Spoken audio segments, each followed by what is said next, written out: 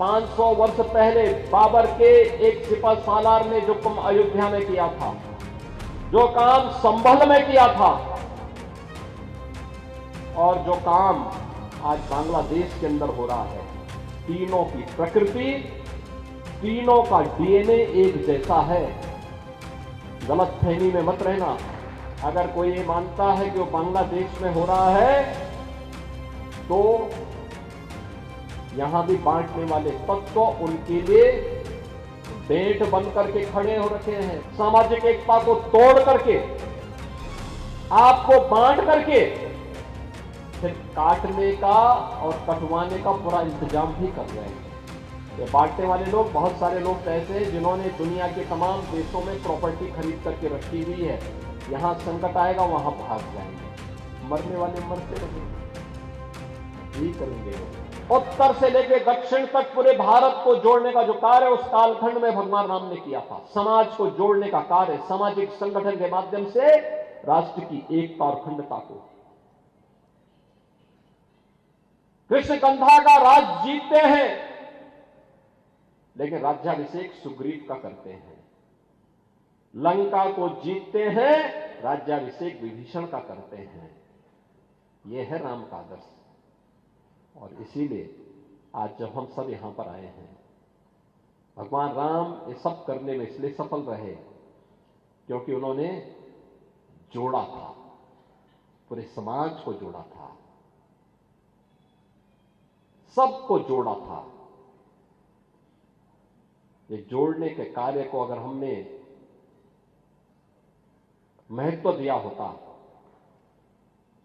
सामाजिक विद्वेष को आगे बढ़ाने और समाज को तोड़ने की, समाज के दुश्मनों की रणनीति को सफल नहीं होने देते, ये देश कभी गुलाम नहीं होता। हमारे तीर्थ अपवित्र नहीं होते। चंद मुट्ठी भर आक्रांता आकर के भारत को पद्दलित करने का दुस्साहस नहीं कर पाते। भारत के वीर योद्धाओं ने रौंद डालते, लेकिन हमारी आपसी एकता में बाधा पैदा करने वाले लोग वे सफल रहे।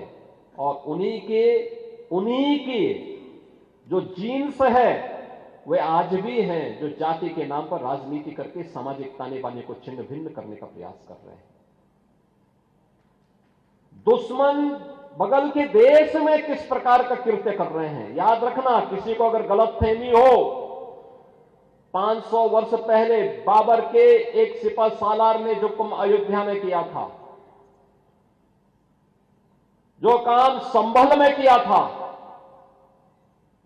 और जो काम आज बांग्लादेश के अंदर हो रहा है, तीनों की प्रकृति, तीनों का डीएनए एक जैसा है। गलतफहमी में मत रहना। अगर कोई ये मानता है कि वो बांग्लादेश में हो रहा है, तो यहां भी बांटने वाले तत्व उनके लिए बेट बन करके खड़े हो रखे हैं, पहले से खड़े हैं। वे समाज के सामाजिक ताने बाने को छिन्न भिन्न कर रहे हैं, सामाजिक एकता को तोड़ करके, आपको बांट करके, फिर काटने का और कटवाने का पूरा इंतजाम भी कर रहे हैं। ये बांटने वाले लोग, बहुत सारे लोग ऐसे हैं जिन्होंने दुनिया के तमाम देशों में प्रॉपर्टी खरीद करके रखी हुई है। यहां संकट आएगा, वहां भाग जाएंगे। मरने वाले मरते रहेंगे, यही करेंगे लोग। और इसीलिए आप सबसे मैं कहने के लिए आया हूं, हमने अगर प्रभु को अपना आराध्य माना है, उनके प्रति समर्पण का भाव है, ये तब तक अधूरी है जब तक हम उनके उच्च आदर्शों से कुछ प्रेरणा प्राप्त करके अपने जीवन को उसके रूप में ढाल दें और उसके रूप तैयार करना अपने आप को।